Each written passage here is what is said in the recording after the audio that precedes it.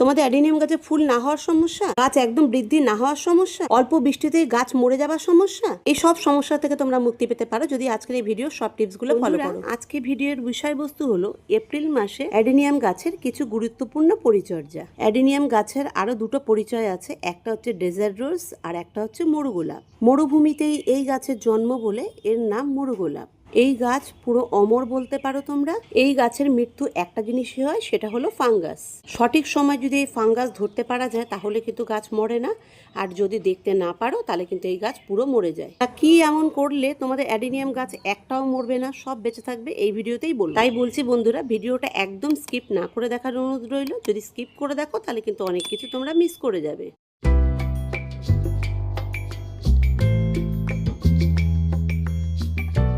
নমস্কার বন্ধুরা, আমি সোমা আর তোমরা দেখছো green flower house Bengali version. আজকের এই ভিডিওতে আমি অ্যাডিনিয়াম গাছে A to Z পরিচর্যা তোমাদের বলে দেবো।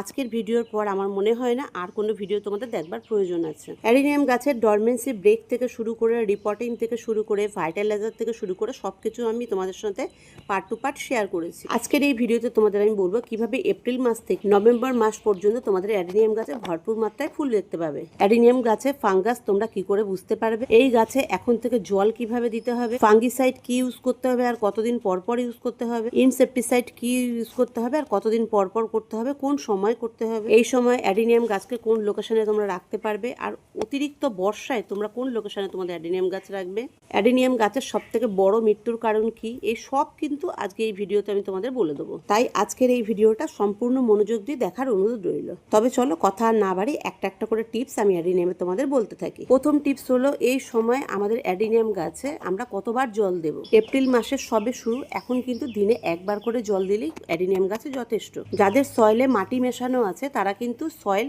খুঁড়ে একটু চেক করে দেখে তারপরেই অ্যাডিনিয়াম গাছে জল দেবে। আমার যত অ্যাডিনিয়াম আছে বেশিরভাগই বালিতে আর সেন্ডারে আছে, তাই আমি প্রতিদিন এই গাছে একবার করে জল দেব।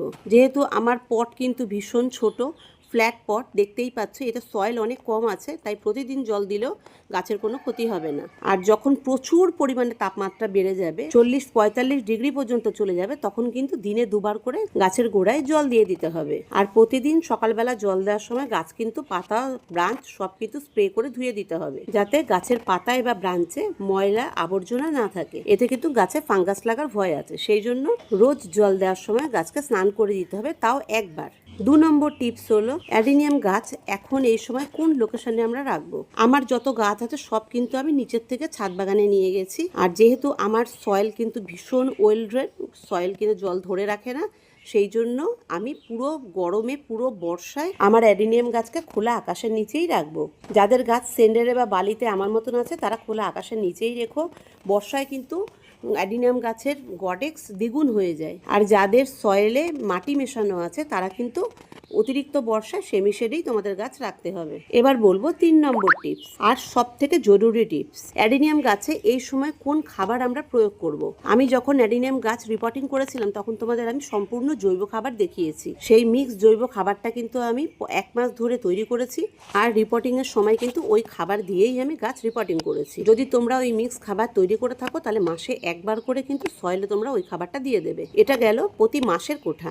এখন তোমরা কি খাবার দেবে, যে খাবারে তোমাদের গাছ খুব গ্রোথ করবে। তোমাদের সামনেই দেখো কিছু গাছ অনেক গ্রোথ হয়ে গেছে, পাতা হয়ে গেছে, কড়ি চলে এসছে, ফুলও চলে এসছে, কিন্তু কিছু গাছ কিন্তু এখনো পর্যন্ত সবেমাত্র পোট বেরিয়েছে, এখনো পাতা বেরায়নি, সেরকম গ্রোথ দেখা দেয়নি। তোমাদের অনেকের কোশ্চেন, আমার অ্যাডিনিয়াম গাছ আমি প্রুনিং করেছি, প্রুনিং করার পর কিন্তু আমার গাছে পাতা আসছে না, গ্রোথ হচ্ছে না। তাই এই সময় এমন একটা ফার্টিলাইজার তোমরা দেবে, যেই ফার্টিলাইজারটা দিলে কিন্তু গাছ তোমাদের খুব তাড়াতাড়ি গ্রোথ করবে। বিশেষ করে রোজি ভ্যারাইটি, যেটা সিঙ্গেল ভ্যারাইটিতে কিন্তু খুব তাড়াতাড়ি ফুল চলে আসে, কিন্তু যেটা রোজি ভ্যারাইটি হয় সেটাতে কিন্তু তাড়াতাড়ি ফুল আসে না। তাই এই সময় তোমরা 15 দিন অন্তর অন্তর এনপিকে 19-19-19 কিংবা 20-20-20 যে কোনো একটা ব্যালেন্স এনপিকে পার লিটার জলে 3 গ্রাম মিশিয়ে গাছের গোড়ায় দিয়ে দেবে, আর স্প্রেও করে দেবে ব্রাঞ্চে। এই ব্যালেন্স এনপিকেতে 19% নাইট্রোজেন থাকে, 19% ফসফরাস থাকে, 19% পটাশ থাকে। যেহেতু আমাদের অ্যাডিনিয়াম গাছ ফসফরাস ভীষণ পছন্দ করে, আর নাইট্রোজেন কিন্তু আমাদের গাছ গ্রোথ হতে সাহায্য করে, আর পটাশ শুধু ফুল আনতেই সাহায্য করে না, পটাশ কিন্তু ব্রাঞ্চ মজবুত করতেও সাহায্য করে। তাই এই সময় এই ব্যালেন্স এনপিকেটা দেওয়া কিন্তু খুব জরুরি। যাদের গাছে এখনো গ্রোথ আসেনি, প্রুনিং করার পর কোনো পোটও বেরোয়নি, তারা কিন্তু একদম ভয় পাবে না। আমি যেভাবে বলেছি এনপিকেটা ইউজ করতে ঠিক সেইভাবে করো, তোমাদের গাছে গ্রোথ দেখা দেবে। এই ছোট্ট গাছটা দেখো আমি প্রুনিং করে দিয়েছিলাম, এক একটা ব্রাঞ্চ থেকে মিনিমাম 4 থেকে 5টা পোট বেরিয়েছে। এই ছোট্ট গাছটা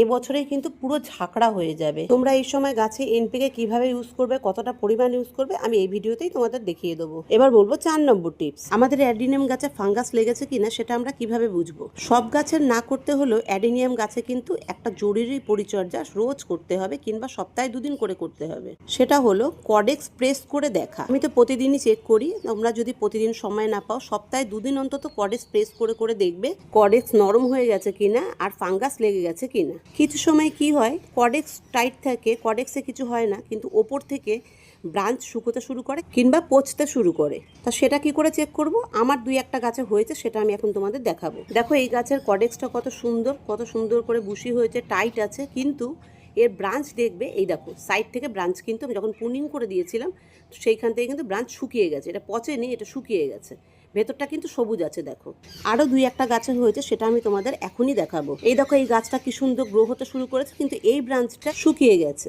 দেখো আমি তোমাদের ভেঙে দেখাচ্ছি,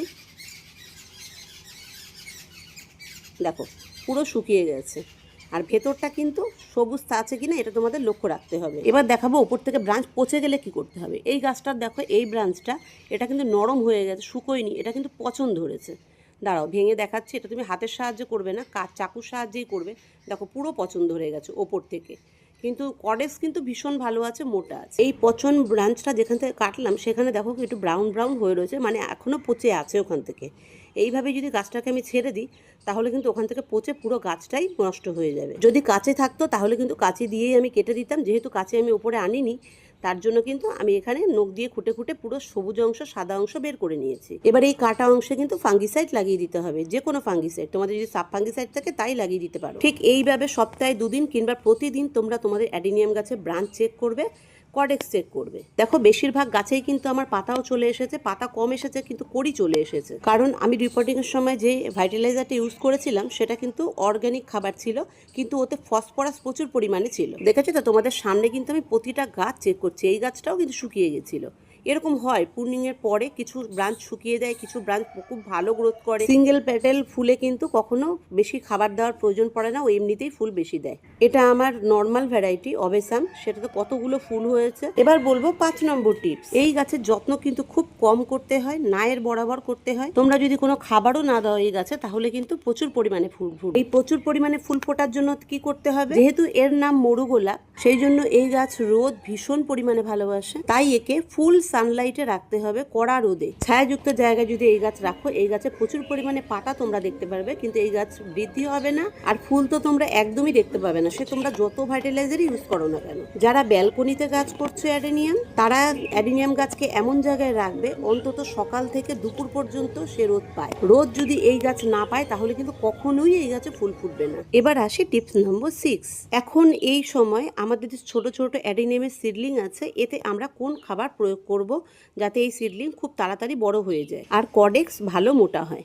এই গাছে ফুল নেওয়ার আশা কিন্তু কখনোই এখন করা যাবে না, কারণ এই গাছে গ্রোথ দরকার। গ্রোথ যদি চাও তাহলে ফুল নেবে না, আর ফুল যদি চাও তাহলে গ্রোথ পাবে না। তাই এখন এই সময় ফসফরাস আর নাইট্রোজেন যুক্ত খাবার এই গাছে প্রয়োগ করতে হবে। পটাশ কিন্তু কখনোই এই সময় দেওয়া চলবে না। তার নাইট্রোজেন আর ফসফরাস যুক্ত কি খাবার দেবো আমি এর মধ্যে সেটা আমি তোমাদের এখনই বলে দিচ্ছি। যেহেতু আমার এই গাছগুলো সিঙ্গেল টবে লাগানো নেই, সেই জন্য এখানে আমি খাবার প্রয়োগ করবো একটু অন্যরকম ভাবে।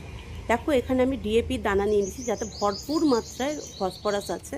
এই দানাটি আমি এবার ছিটিয়ে চারিদিক থেকে কিন্তু যত দূর আমার সিডলিং আছে তত দূর পর্যন্ত আমি দিয়ে দিচ্ছি। ঠিক এমনভাবে দিতে হবে যে এক একটা গাছে 3 থেকে 4 দানা যাতে পড়ে। এবার এখানে আমি আর একটা খাবার দিয়ে দেবো, এটা হলো সিউইড। সিউইড মাইক্রোনিউট্রিয়েন্টের কাজ করে, প্লাস নাইট্রোজেনের কাজও কিন্তু খুব ভালো মতন করে। যেহেতু এটা অর্গ্যানিক তাই এটা যদি একটু বেশিও হয়ে যায় তোমাদের গাছে কিন্তু কোনো রকম ক্ষতি হবে না। যদি তোমাদের গাছ সিঙ্গেল টবে থাকে তাহলে এক একটা টবে 5 থেকে 6টা দানা ডিএপি দেবে, এর থেকে বেশি কিন্তু দেবে না। ডিএপি বেশি হয়ে গেলে কিন্তু গাছ মারা যায়। আর সিউইড 2 থেকে 3 গ্রাম দিতে পারো প্রতিটা গাছে। ঠিক এইভাবে তোমাদের চারা গাছ কিংবা সিডলিং গাছে তোমরা এইভাবে এই সময় খাবার প্রয়োগ করবে। যেহেতু এই গাছগুলো আমার পুরো খোলা আকাশের নিচে আছে, তাই পুরো বর্ষায় কিন্তু এই গাছ পায়। সেই জন্য এই গাছে এই খাবার দেওয়ার পর এই বর্ষায় দেখতে পাবে তোমরা দ্বিগুণ বড় হয়ে গেছে আর মোটা হয়েছে কড়ে। এবার এই সিডলিংগুলোতে আমি ভরপুর মাত্রায় জল দিয়ে দেবো, কারণ আমি এই কিছুক্ষণ আগেই সার প্রয়োগ করেছি তোমাদের সামনে। এবার বলবো টিপস নম্বর 7। এখন এই সময় যে সমস্ত গাছ গ্রোথ হয়ে গেছে সেই সমস্ত গাছকে এমন কি খাবার প্রয়োগ করব যে এপ্রিল মাস থেকে নভেম্বর মাস পর্যন্ত আমাদের কাছে ফুলে ভরে থাকবে। এই একটা চামচ আছে, দেখো এটা ফ্ল্যাট চামচ, এটা দিয়ে কিন্তু আমি সার মেপে তোমাদের বলবো।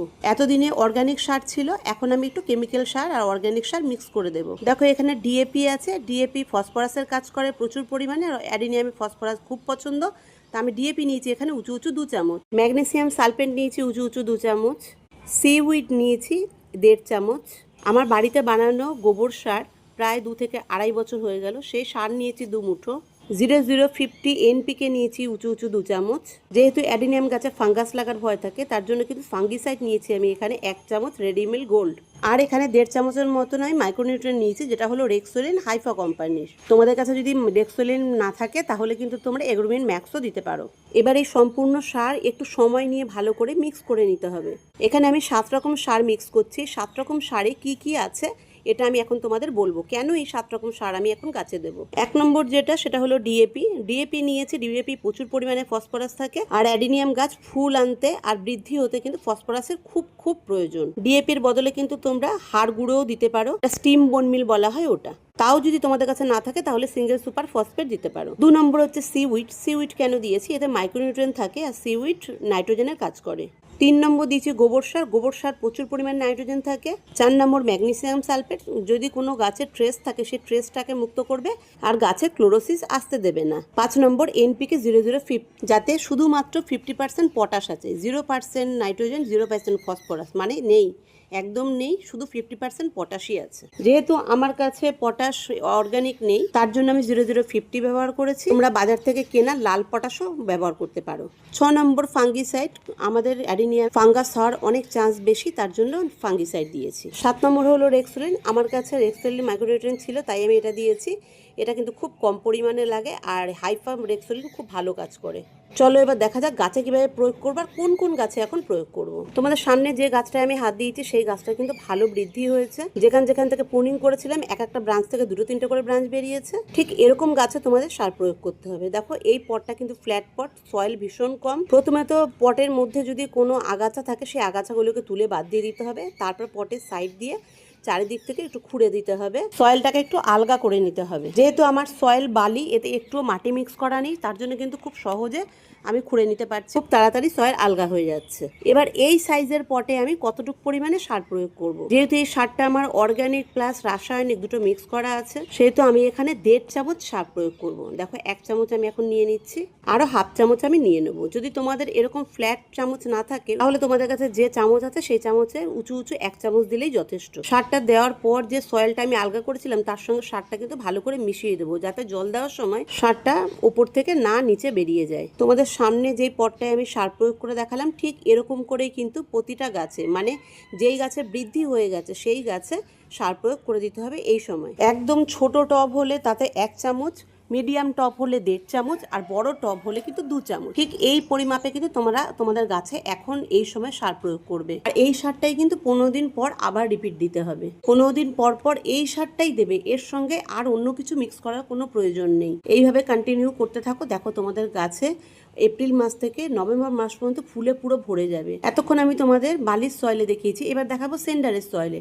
দেখো এটা অনেক বড় গামলায় আছে, এটা অ্যারাবিকাম আমার ইয়াক সাউদি। দেখো এই পটে কিন্তু আমি ডাইরেক্ট সার প্রয়োগ করছি, কিছু খুঁড়তে হয়নি, কোনো আগাছা হয়নি। সেন্ডারে খুঁড়ে দেওয়ার কোনো প্রয়োজন হয় না, কারণ সেন্ডারে এমনিতেই অনেক জায়গা থাকে, ভেতরে অনেক গ্যাপ থাকে, জল দিলেই কিন্তু সার পুরো নিচের দিকে নেমে যাবে। আমি দুটো সয়েলেই দেখিয়ে দিয়েছি। মাটির সয়েলও সেইভাবে ইউজ করবে যেভাবে আমি বালির সয়েলে সার প্রয়োগ করেছি। এবার যেই পটে আমি সার প্রয়োগ করেছি সেই সব পটে কিন্তু আমি ভরপুর মাত্রায় জল দিয়ে দেবো। এতটাই জল দেবো সেই জল যাতে নিচের থেকে বেরিয়ে যায়। যে কোনো গাছে সার প্রয়োগ করার পর কিন্তু জলটা দেওয়া ম্যান্ডেটরি, দিতেই হবে। দেখো আমি কিভাবে সার প্রয়োগ করছি। অ্যাডেনিয়াম গাছে সার প্রয়োগ করতে গেলে কিন্তু কোনো স্প্রে বোতল দিয়ে কিংবা পাইপ দিয়ে জল দিলে বেশি ভালো হয়, কারণ এই গাছে জলের বেশি প্রয়োজন পড়ে না। আর আমার পট যেহেতু ফ্ল্যাট পট, এটা কিন্তু খুব জল বেশি প্রয়োজন পড়ে না। আমার এই আজকের ভিডিওটা যদি তোমাদের কোনো কাজে লেগে থাকে, তোমাদের ইনফরমেটিভ বলে মনে হয়, তাহলে কিন্তু লাইক শেয়ার সাবস্ক্রাইব করতে ভুলবে না, কমেন্ট করতে কিন্তু একদমই ভুলবে না। আর বলবো 8 নম্বর টিপস আর শেষ টিপস। অনেক সময় গ্রাফটিং গাছ বড় হতে চায় না, গ্রাফটের ওপর থেকে